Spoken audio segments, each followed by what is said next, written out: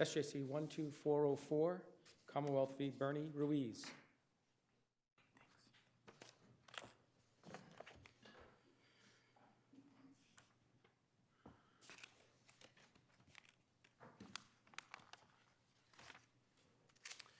Mr. Shepard-Brick, good morning. May it please the Court, David Shepard-Brick on behalf of the Commonwealth. The habitual criminal law of 1832 and 1833 required separate sequential prosecutions with an intervening period of liberty. No other version of the statute has had such requirement, and the legislature has shown itself more than capable of adding this requirement if it wants to. The defendant suggests that there is an ambiguity in this statute such that the rule of lenity should favor his interpretation. I would suggest that argument is specious because it ignores the plain and ordinary meaning of twice convicted and sentenced. The appeals court, in fact, has already addressed this very issue in Commonwealth v. Hall and Commonwealth v. Keene, both relying on this court's decision in Commonwealth v. Phillips, which established that under statutory language very similar to this, the two prior convictions need only arise out of separate and distinct criminal episodes, but they can be resolved together in one term of court. Does the language in 25B, where they actually precisely point that out, speak to the interpretation of 25A? Well, it would, I think, in part, but this court in Commonwealth v. Garvey sort of rejected or explicitly rejected the maxim of negative implication for arising out of separate and distinct criminal episodes because the legislature had not substantially revised 25A.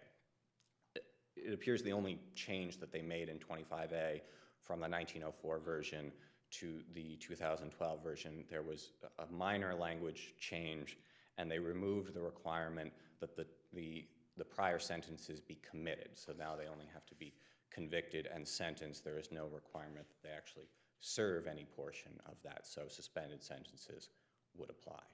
But there otherwise was no change, which suggests that the legislature was happy with the interpretation, which, going back to Richardson, has been two convictions arising out of separate and distinct criminal episodes qualify for the statute, regardless of whether or not they were resolved together. Let me make sure I understand your position. Let's imagine a scenario that is not here, okay? And let's imagine that a person is charged with 3 separate robberies on different days, 3 separate indictments.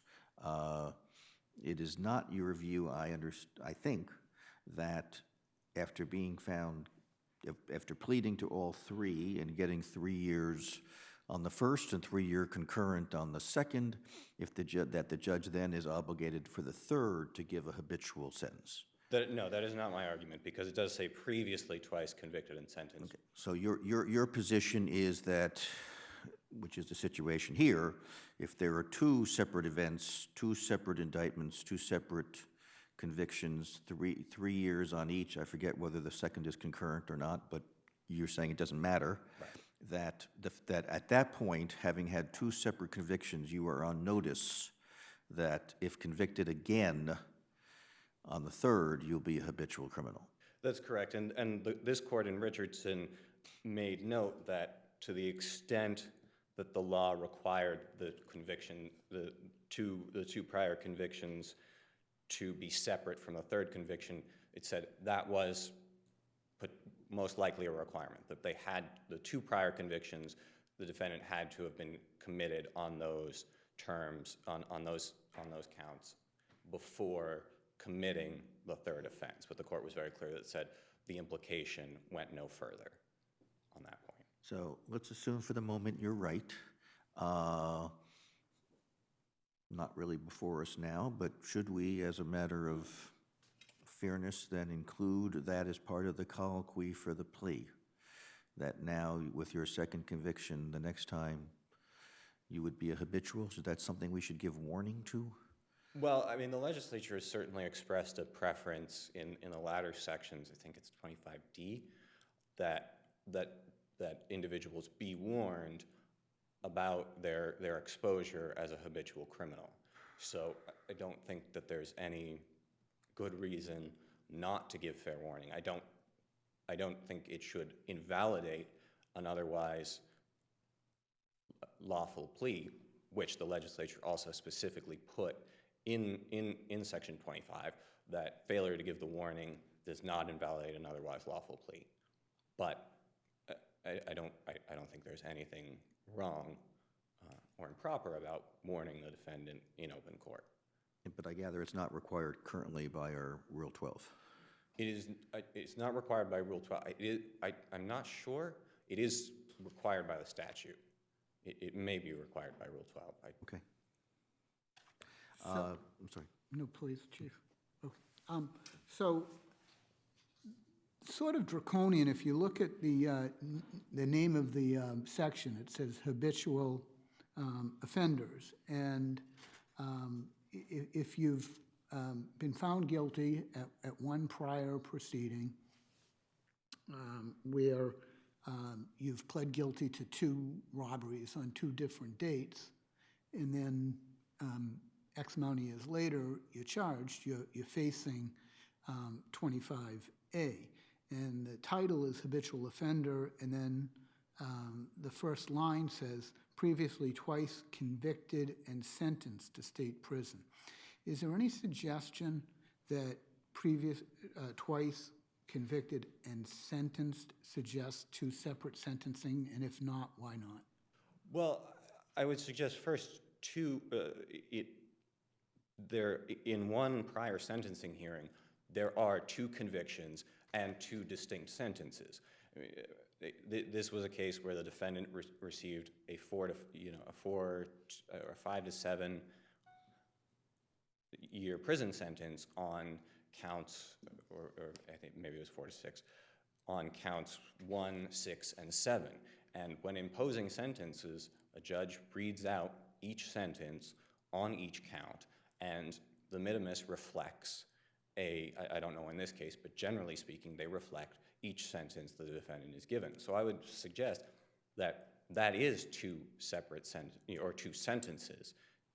You have to read language into the statute to require that they be separate. And the legislature said in 1832, 2 several convictions. And in 25B, they said arising out of charges separately brought and tried, where the first offense, where the second offense occurs subsequent to the first conviction. And simply requiring them to be separate, arise out of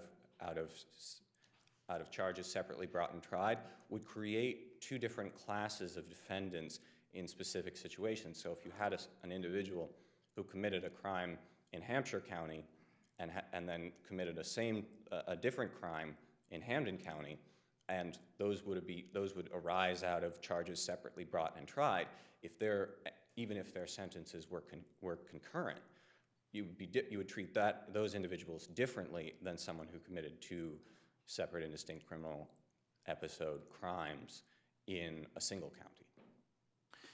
If I could turn you to the Rule 15 issue, which you Yes. raise in your complaint as to whether or not the Commonwealth is entitled to appeal where there is a dismissal of part of an indictment or so much of the indictment as charges habitual offender. Why should that be a Commonwealth right where it's only part of the indictment as opposed to the entire indictment? Well, certainly the 278-28E speaks to the Commonwealth's right to appeal a dismissal. And I would suggest the Article 30 concerns are no different whether it's a partial dismissal or a full dismissal, because the judge is preempting the executive power by denying, in this case, we argue, without a lawful authority, the Commonwealth's right to move forward on that portion of the indictment. I mean, it would be the same if the judge allowed a motion to dismiss a murder indictment as so much as alleging murder in the first degree, but allowed the Commonwealth to go forward on murder in the second degree. How about an OUI fourth and reducing it to an OUI third, the same argument? Yeah, And you have to prove these underlying crimes to the jury under Apprendi, right? right. So what we're saying when Rule 15 is unavailable is there's part of this indictment that has to be proved beyond a reasonable doubt to a jury, but try 211.3 because Rule 15 doesn't apply. Well, right, and that's the difficulty, because there is no other remedy for the Commonwealth. Once we're precluded from moving forward on that portion of the indictment, jeopardy is attached and it's lost. I mean, that was the actual issue that in one of the issues in Commonwealth versus Phillips. In Phillips, somehow that defendant had slipped through the cracks, and they had missed the fact that he was qualified as a habitual offender. So they had tried to bring a separate indictment, and this court said, no, it's part of the third felony. It has to be brought as part of the third felony. So your view is that whenever anybody dismisses so much of the indictment as charges X, that the Commonwealth would be entitled under Rule 15 to appeal? Yeah, and again, I think it's the Article 30 concerns are the same regardless of whether it's a full dismissal or a partial dismissal. Any limitation on its scope, because it could be a relatively trivial part of the dismissal potentially. Well, I mean, I don't think that it's going to sort of open the floodgates to challenges. In large part, the Commonwealth is still responsible for paying the fees on any appeal, so that there are a lot of other considerations. I don't think that we'll be taking any more appeals. They're only taken when we believe it's absolutely necessary.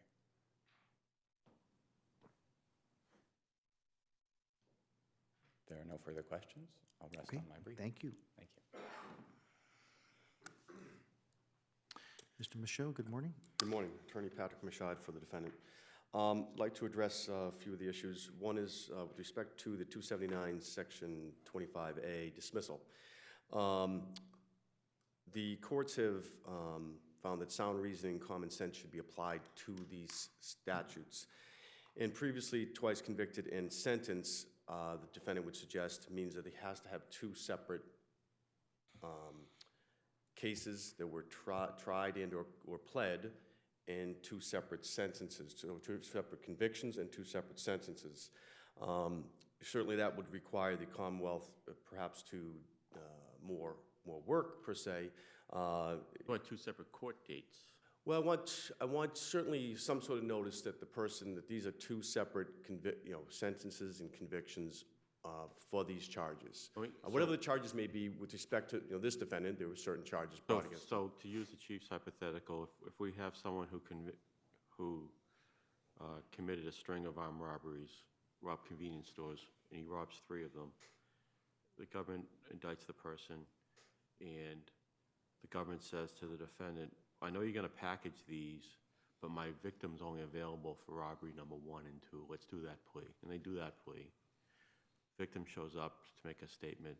A week later, they do plea number 3, right? In both cases, they get 3 to 3 in a day concurrent. Under your view, does that qualify? If I heard you correctly, I believe so. Okay, so that'd be okay. I believe so, yes. All right. And the fault here is that, under this hypothetical, is that they did all 3 together as opposed to a week apart.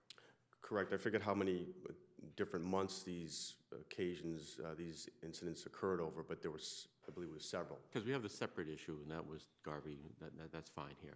But we need, you think it should be more than one court event so that the defendant walks out of court and says, I better be careful. I've got strike 1. Don't get strike 2. Well, I think either that or certainly notice that when the attempt to convict him on the second or third offense, that he's certainly on notice. Don't they get notice from the plea colloquy? With respect to this, I'm not sure, so I can't answer to that. Do we have that record, by the way? I don't believe it was included. Is your interpretation going to make a lot of defense attorneys and defendants ultimately pretty nervous? I mean, here you got the negotiation of these, maybe a string of convenience store armed robberies, and maybe they're fueled by OxyContin or whatever it might be. And they're having this discussion, they're going to wrap all these up, and the judge is going to hear the victim impact statement all at one time. And now we're going to turn these into 3 separate hearings because of this statute, maybe 3 different judges, 3 different colloquies. Is this going to put just a chill at ground zero right through every criminal defense attorney in Superior Court? Well, I don't know about that, but it certainly will. I don't know, but it might. Certainly will make for more work and bottle up some of the courts a little bit. I do agree, and certainly I agree that perhaps there could be some more clarity with respect to this statute and with respect to the first issue. So I agree with my brother that there is certainly a need for clarity. How does this concept of providing notice fit in with the general broader concept of ignorance of the law is no excuse, and we don't warn the defendant about all of the crimes they could possibly be charged with? No, I agree that ignorance of the law issue, but this is a pretty significant or harsh sentence that we're talking about, and that's the reason it's called a habitual offender statute. It's, and that's why we're talking about a previously twice convicted and sentenced. We're talking about a significant amount of time in jail for these actions, and I'm not suggesting that a defendant should just be able to commit a string of crimes and say, well, I was only convicted on this one date, so I can avoid this habitual offender statute. But certainly there has to be some sort of notice or idea that this significant impact is going to play out should a defendant proceed along in that fashion. 25D of the statute requires that the defendant be informed by the court.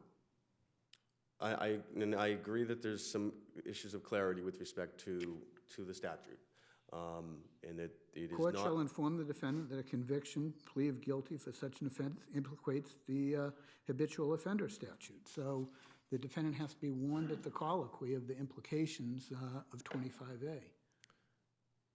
Correct, and I don't know. Well, in this case, that's the issue that we're dealing with is whether or not the defendant would have been on notice. Well, the Rule 12 in the colloquy provision says that the judge shall inform that the case implicates the habitual offender statute. So if you're doing an armed robbery case and as a trial judge, and you know that the person's getting more than 3 years, it's incumbent upon the trial judge to say, by the way, one of the consequences of pleading guilty is you will now have eligibility for habitual offender. But we don't know if that happened. I don't know if this happened in this case when the 2006, I believe. I don't know if this happened in that case at all. And fairly, I don't know if our Rule 12 said that in 2006, which we will find out. I'm sorry. I don't know if our Rule 12 said that in 2006, but we'll find that out. Yes. The date of the instant crime was when? November. Well, the earlier ones were in 2006. Correct. When was this one? There was 2014 and 2016 cases, and I believe this one applies to the 2016. Okay, so it was well after. We're not the situation which Justice Gaziano mentioned, where 3 events occur and then the person is convicted, does not apply here. Here, the actual crime occurred after he was twice convicted and sentenced. No, he was. My understanding is he's only convicted on this 2006 indictment. I'm sorry, I thought there was an incident on 9/18/06, 7/25/06, and 8/23/06 for which he was convicted. Oh, well, one indictment, one complaint. My understanding is there was one sentence with respect to, there was a string of offenses at different dates, different types of offenses that were all lumped into one in 2006. That's my understanding. Right, I understand that. But this is not a situation where this is another 2006 act. The acts that occurred, the crime that he allegedly committed, occurred after he had been sentenced on these other matters. Correct. So Correct. the Justice Gaziano example suggested that the crime may have occurred before he had been twice sentenced. And Actually, what I was discussing, the example I used, and I think you answered it, was that rather than having these three, your hypothetical, Chief, about the three, is that if they all occurred a day later, if the pleas themselves, they're separate court events as opposed to. Right, I'm just wondering whether or not the twice sentenced and convicted means that the act must be committed. The act for which you're now subject to a third conviction must be committed after you had been sentenced on the earlier two. I'm not sure that that would be the case, but I would also point out that the period of liberty issue, I don't think is, well, the period of liberty, I don't believe is an issue as well. I don't believe somebody has to have a period of, be sentenced, then have a period of liberty in order to have this apply. The fact that whether there's notice or not, I think is more important than a period of liberty, which again, I don't believe applies to this, because that came up in my brother's brief, which again, I agree with him, that there isn't a period of liberty issue. So your view is that there has to be a separate sentencings? Correct. And if there's no other questions, I would rely on the brief. I have one further Sure. question. Can you tell me the difference between 25A and 25B as far as its reach? As far as what? You know, what does 25B cover that 25A doesn't? That's a good question. I was not prepared to answer that, so. I gather that 25A can be subject to parole. A 25A sentence, you can be parolable, and you can get good time, I gather, but not 25B. I unfortunately will not be able to answer that question this morning. Okay, I mean, 25B includes the language, "No sentence imposed under this subsection shall be reduced or suspended, nor shall such person so sentenced be eligible for probation, parole, work release, or furlough." And that language is not present in 25A, so I assume that language, that those conditions would not apply to 25A. I think that was briefed. So it is a harsher habitual than 25A. And again, I would concur with my brother that there does need to be some clarity with respect to a decision here. With respect to both issues, because I do think there can be some confusion created, and to prevent further delays and bottling up the courts, certainly these issues should be resolved. Do you agree with them that Rule 15 should be applicable? I think as it stands, I believe that that it should not, but I do agree that there does create some more complex means of appellate procedure that probably aren't necessary and that could be eliminated. Well, why do you say it should not apply? With respect to, I believe that their method of under 211 Section 3 is available, and so the issue that was raised by my brother in his brief, which which I had in my appellee brief had suggested that the timing issue isn't that much lengthier in a direct appeal or appeal under 211 Section 3. But my understanding of the reading of 15A is that they don't have a right of direct appeal on a dismissal of the habitual habitual offender statute. But the perspective of the single justice of whether this is extraordinary relief or whether we're under Section 28 could be dramatically different. And the Commonwealth's position is that part of the charging decision of the executive branch is just eliminated without any recourse other than is the single justice going to consider this a request for extraordinary relief. Well, and I agree that that's a harsh result if there's a denial of that, if further appeal is denied as well. So, I agree that that's another issue that has to be some clarity on. So I think under, as the rule and the statutes stand now, that the method that it was brought forward here today is the way the case would be brought. But I do think that there should be a need, and there is some need for clarity on that. And if there's no other questions, Well, I just want to be sure that I understand your argument. The statute says has been previously twice convicted and sentenced. Your view is that he has only been once previously convicted and sentenced because there was only one sentencing proceeding. correct. Okay. Thank you. Thank you.